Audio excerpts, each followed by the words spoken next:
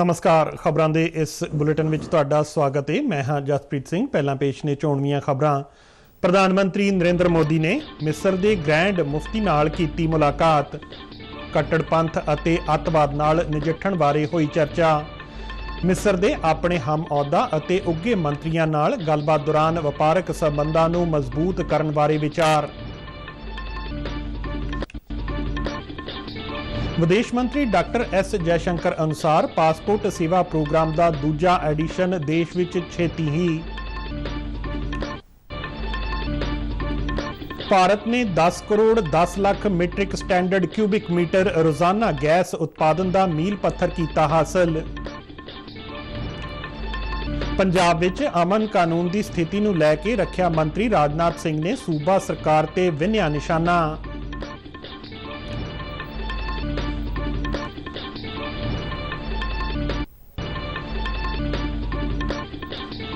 Berlin special Olympic खेडों में भारत ने हुण तक 33 सोन तमगियां समेत 96 मैडल हासिल किए। ते हुण खबरां विस्तार नाल। प्रधानमंत्री नरेंद्र मोदी ने मिस्र के ग्रैंड मुफ्ती डॉक्टर शाकी इब्राहिम अब्देल करीम आलम नाल मुलाकात की।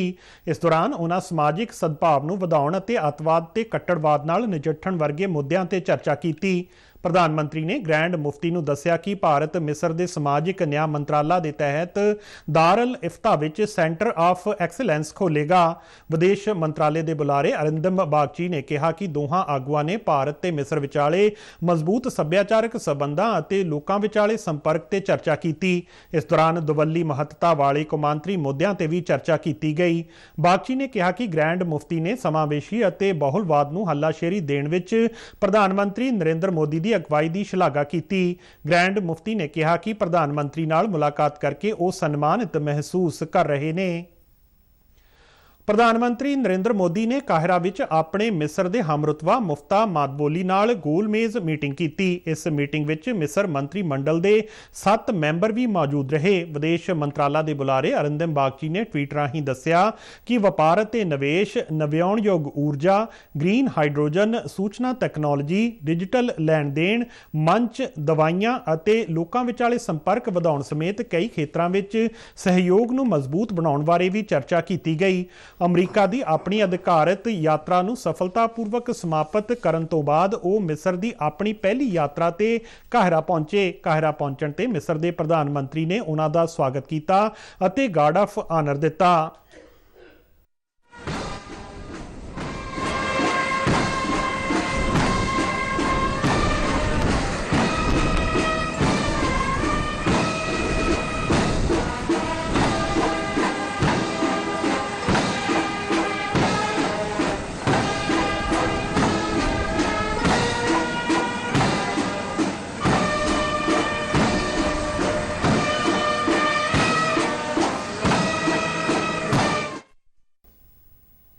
होटल विच भारती प्रवासियों वालों भी उन्हां दा निघा स्वागत किया गया। इस मौके भारतीय भाईचारे के लोग काफ़ी खुश नज़र आए। उन्हां प्रधानमंत्री नाल सैल्फियां लईआं। इस दौरान प्रधानमंत्री नाल मुलाकात करने वाली एक महिला जेना ने दस्सिया कि उन्होंने प्रधानमंत्री सामने हिंदी फिल्म शोले का गीत ये दोस्ती हम नहीं तोड़ेंगे गाया। उन्होंने कहा कि प्रधानमंत्री मोदी नाल मिल के बहुत चंगा लगा। प्रधानमंत्री ने उन्होंने पूछा कि विदेश विच रह के उन्होंने हिंदी कित्थों सीखी, तो जिन्हां ने कहा कि भारतीय फिल्मां अते गाने सुन के उन्होंने हिंदी सीखी है।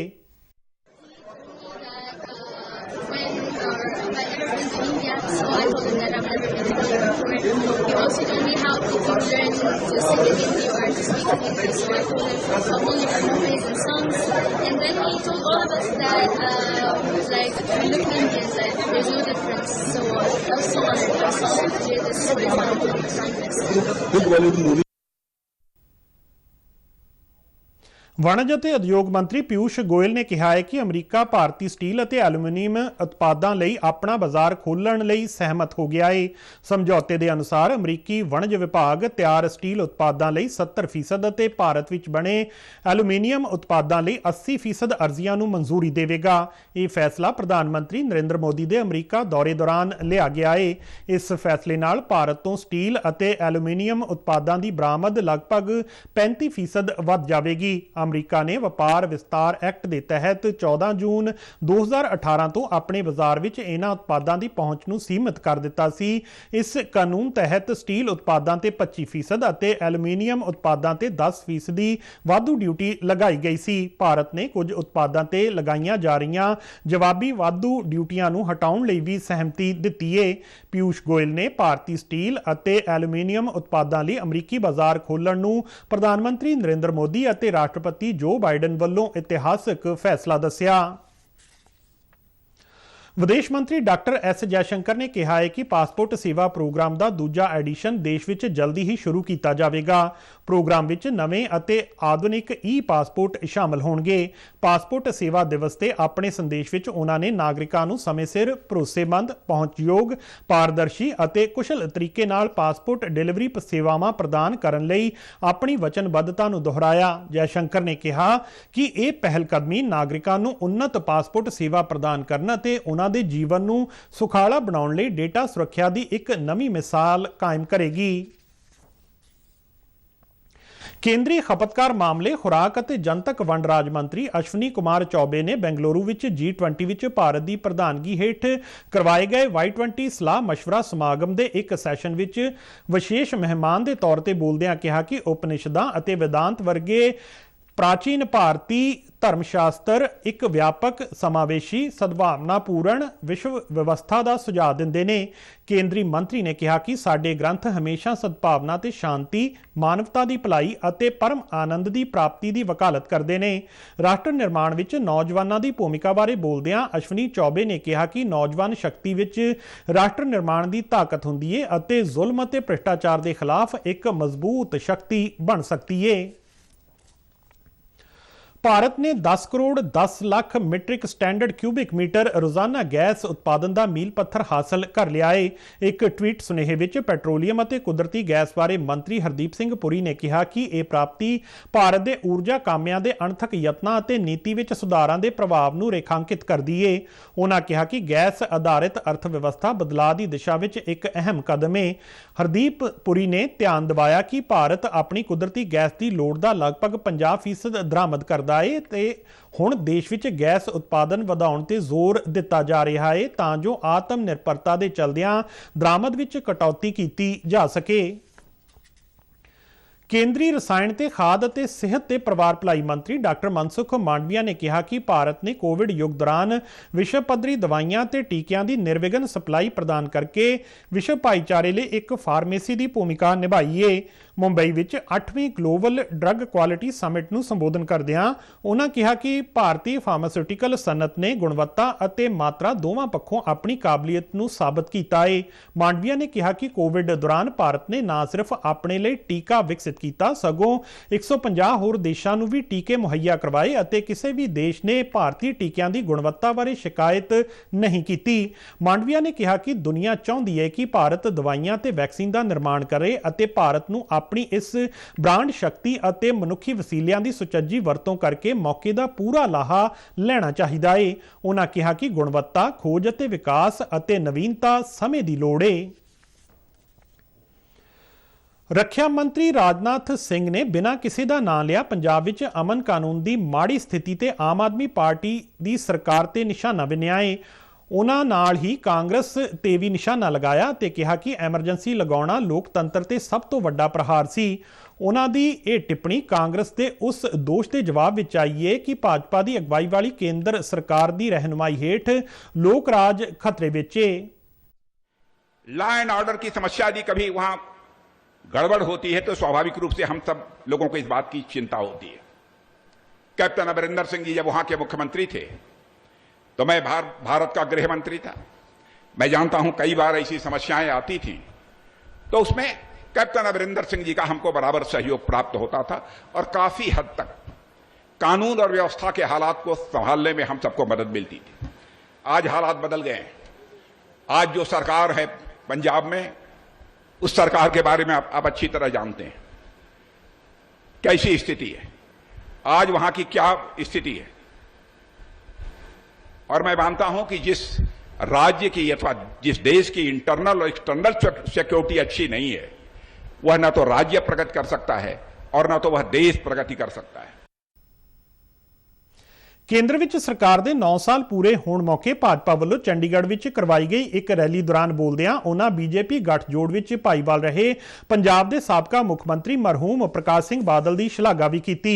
ਅਕਾਲੀ ਭਾਜਪਾ ਗੱਠਜੋੜ ਦੇ ਸਵਾਲ ਤੇ ਰਾਜਨਾਥ ਸਿੰਘ ਨੇ ਕਿਹਾ ਕਿ ਸਿਆਸੀ ਗੱਠਜੋੜ ਖਤਮ ਹੋਣ ਤੋਂ ਬਾਅਦ ਵੀ ਰਿਸ਼ਤੇ ਨਹੀਂ ਟੁੱਟਦੇ। ਹਾਲਾਂਕਿ ਉਹਨਾਂ ਨੇ ਆਉਣ ਵਾਲੀਆਂ ਲੋਕ ਸਭਾ ਚੋਣਾਂ ਲਈ ਅਕਾਲੀ ਭਾਜਪਾ ਗੱਠਜੋੜ ਦੀਆਂ ਸੰਭਾਵਨਾਵਾਂ ਬਾਰੇ ਸਵਾਲਾਂ ਨੂੰ ਟਾਲਦਿਆਂ ਕਿਹਾ ਕਿ ਉਹ ਇਸ ਬਾਰੇ ਕੁਝ ਨਹੀਂ ਕਹਿ ਸਕਦੇ ਕਿਉਂਕਿ ਇਹ ਪਾਰਟੀ ने तय करना है, पर स्पष्ट किया कि यह रिश्ता कदे भी खत्म नहीं हुंदा। राजनाथ सिंह ने चंडीगढ़ भाजपा दफ्तर विखे चोणवें पत्रकारां नाल गैर रस्मी गलबात दौरान पत्रकारां वल्लों पुछे सवालों के जवाब विच भारत विच सिखां दी भूमिका ते सिखां दे इतिहास की शलाघा की। पंजाब सरकार दे इस दोष ते कि केंद्र सरकार गैर भाजपा सरकारां वाले राज्यां दे राजपालां नूं इन्हां राज्यां दीयां सरकारां नूं नुकसान पहुंचाउण लई वरत रही है। उन्हां कहा कि उन्हां नूं राजपाल दे संविधानक अहुदे ते हमला नहीं करना चाहिदा। उन्हां अगे कहा कि यूनीवर्सिटियां दे चांसलर दा अहुदा राजपाल दी बजाय मुख मंत्री नूं देण लई पास कीता बिल दुरुस्त नहीं है। राजनाथ सिंह ने कहा कि बंगाल विच भी अजिहा करन दी कोशिश कीती गई सी, पर राजपाल ने उस बिल नूं मंजूरी नहीं दित्ती। पंजाब दी कानून व्यवस्था बारे पुछे जाण ते राजनाथ सिंह ने कहा कि कानून व्यवस्था राज दा विषय है अते सरहदी सूबा होण करके सरकार नूं केंद्र नाल सहयोग करना चाहिदा है। केंद्रीय मंत्री अर्जुन राम मेघवाल ने कहा है कि केंद्र विच भारतीय जनता पार्टी की सरकार वालों दिते गए सुशासन के चंगे नतीजे मिल रहे हैं।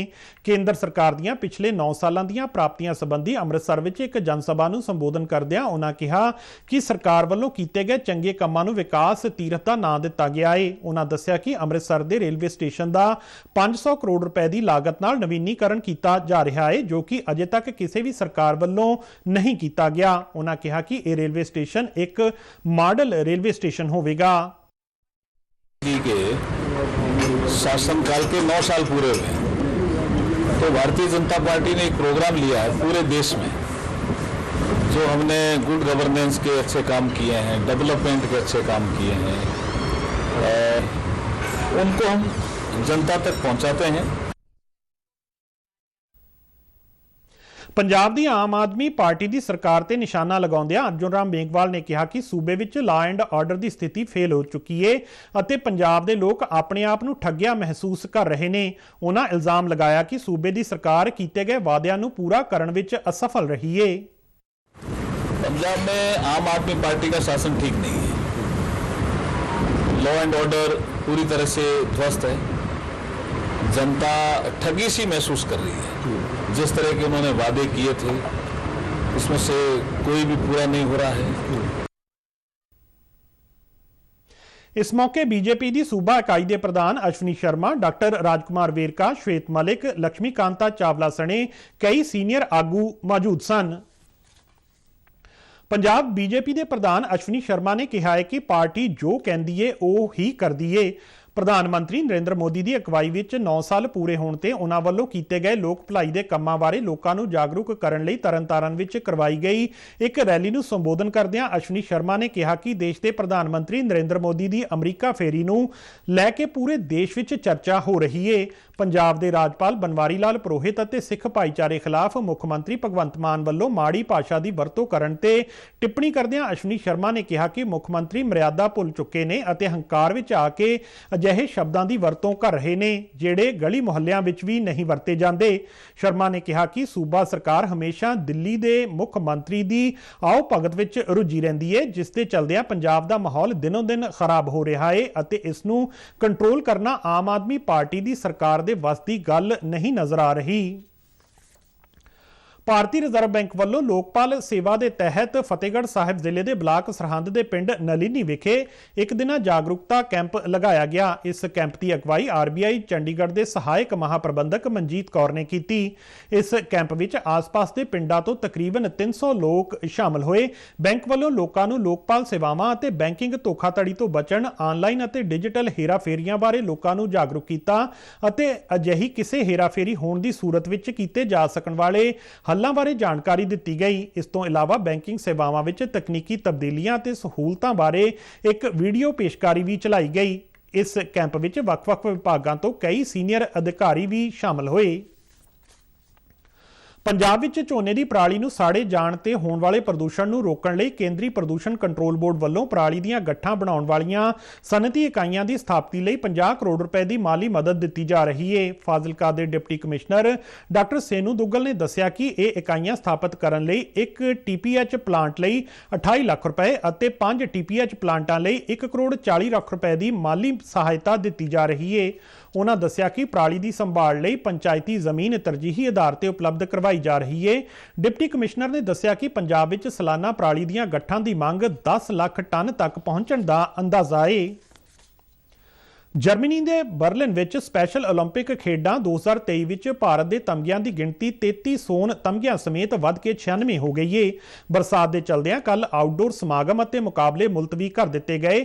ਭਾਰਤ ਦੇ ਰੋਲਰ ਸਕੇਟਰਾਂ ਨੇ ਸ਼ਾਨਦਾਰ ਪ੍ਰਦਰਸ਼ਨ ਕਰਦਿਆਂ ਕਈ ਤਮਗੇ ਜਿੱਤੇ। ਭਾਰਤੀ ਦਲ ਨੇ 3 ਸੋਨ 5 ਚਾਂਦੀ ਅਤੇ 1 ਕਾਂਸੇ ਦੇ ਨਾਲ ਕੁੱਲ 9 ਤਮਗੇ ਆਪਣੇ ਨਾਂ ਕੀਤੇ। ਪਾਵਰ ਲਿਫਟਿੰਗ ਵਿੱਚ ਭਾਰਤ ਦਾ ਸ਼ਾਨਦਾਰ ਪ੍ਰਦਰਸ਼ਨ ਜਾਰੀ ਰਿਹਾ, ਜਿਸ ਵਿੱਚ ਭਾਰਤ ਨੇ 3 ਸੋਨੇ ਅਤੇ 1 ਚਾਂਦੀ ਦੇ ਨਾਲ 4 ਹੋਰ ਤਮਗੇ ਹਾਸਲ ਕੀਤੇ।